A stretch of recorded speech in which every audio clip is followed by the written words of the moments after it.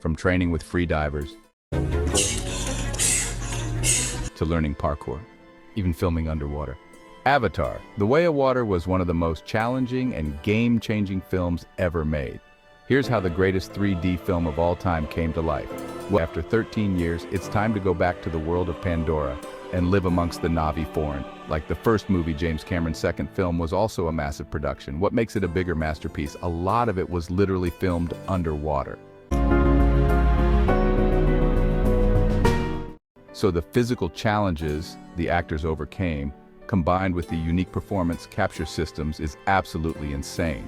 But how exactly did James Cameron pull this off for starters? The actors' physical abilities were pushed to the limit. They learned skills like archery. I can only shoot like a Na'vi, I cannot do archery like a human. And I can only shoot like a Na'vi, I cannot do archery like a human. Even parkour, this which was particularly difficult for actors like 71-year-old Sigourney Weaver, who plays a teenager. All the diving and the parkour and all those things, I was determined that I could do everything everyone else could. The most challenging was filming entire scenes underwater. Usually in films, underwater scenes are filmed on dry land. Remember this scene from the first Avatar film where a Thanator chases Jake over a waterfall? You can see the stuntman landing in the water and then mimicking the motion of being swept away by the current. Then he swims underwater and up to the surface and is pushed towards an object.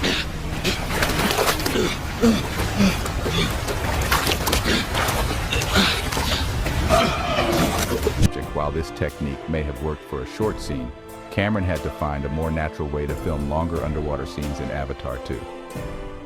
The wave water connects all things, so he literally had the cast trained with free divers in Hawaii for months. They learned special techniques. The way of water connects all things. Learned special techniques to hold their breath for several minutes and stay calm. We did work with world-renowned free divers that train Navy SEALs. He gets us in a meditative state, and he helps us lower our heart rate. He helps us learn how to, through breathing techniques, like put a lot more oxygen into our bloodstream and eliminate a lot more, carbon dioxide, so that we can sustain our breath. Natural urge to breathe can be strong, so Kirk Crack, a highly skilled diving professional and coach, taught them how to distract themselves if that happened when the desire to breathe comes, he called it the dirty villain. And you ignore the dirty villain, you go, ha, you, go away. And then you try to do all these mind games, like I used to paint myself blue, pretend, and then I'd sing Speed Bunny Boat, like a, bird on the wing, and anything you can do to keep from thinking about, I really want to breathe. Some of the actors set records on set, with Sigourney Weaver doing a breath hold for 6.5 minutes and Kate Winslet holding her breath for 7 minutes and 15 seconds. Am I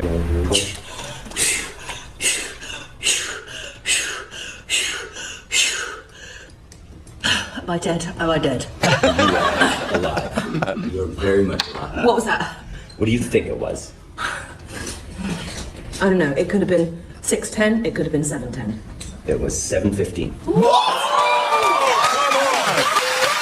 Oh, come on, if you've enjoyed the video so far and want to see more of these, hit that like button and subscribe to Explain Pictures.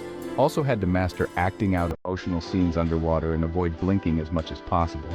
And this wasn't an easy trick either. Your movements are very, very different underwater. So rather than sort of sculling all the time or desperately trying to kick your legs to sort of stay in one place, finding that serenity and that calm, that's another thing. So there's all of that to take care of first. What Jim asked us to do, which was, I thought, hard, was when you're underneath the water, you can't go, you have to pretend you're so happy, you have to go. While professional underwater gymnasts performed the dance scenes for the movie, the actors had to learn to perform natural fluid movements for other scenes and to help them move faster and more efficiently when needed. The actors had jetpacks strapped to their hands. They also had underwater scooters that looked like rideable aquatic creatures, they called me. And because they had these creatures and stuff underwater, they wanted to make the creatures move. And I had these underwater scooters I did a movie for Bethany Hamilton, and I turned it into a shark. So the Avatar, when they first started out, they rented a bunch of my underwater scooters, which go like 20 knots or 18 knots underwater really fast, and you can jump out of the water like a dolphin, so they rented those from me.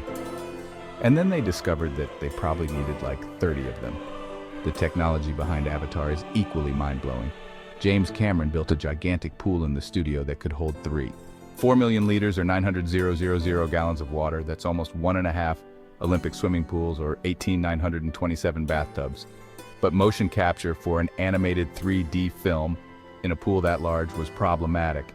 Traditionally, multiple motion capture cameras, also called mocap cameras, are used to film in a 3D space. Actors wear motion capture suits with trackers and act out scenes in halls where mocap cameras are mounted on walls, and the ceiling simultaneously. Camera operators shoot reference footage on traditional cameras, but Avatar: The Way of Water was different. A lot of the scenes were filmed underwater, so they had to come up with a new performance capture system for the scenes on dry land. Cameron uses specifically configured Sony Venice camera with a 3D stereoscopic beam splitting system.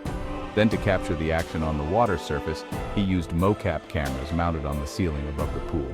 And for the underwater scenes, a large number of special motion capture cameras were built and mounted inside the pool. Even the camera rigs used by the underwater cameramen were specially made. Traditionally, underwater camera housing wasn't an option for the 3D cameras they were using. On the other hand, the usual IMAX beam splitter rigs weren't an option either, because they weigh over 100 kilos. So Cameron got in touch with Powell Actel, who created the DeepX 3D. This rig weighs less than 30 kilos, which isn't allowed when you're floating in water, and they can be operated by just one person. The cameras were also combined with custom Nikonos submersible lenses, which gave them clean, distortion-free 3D IMAX footage. Besides this, the actors wore head-mounted cameras as well and had waterproof markings on their face to record expressions for animations. But there was one last issue: the cameras were having a hard time focusing on the white motion trackers on the actors' suits. So they filled the surface of the pool with thousands of white opaque balls.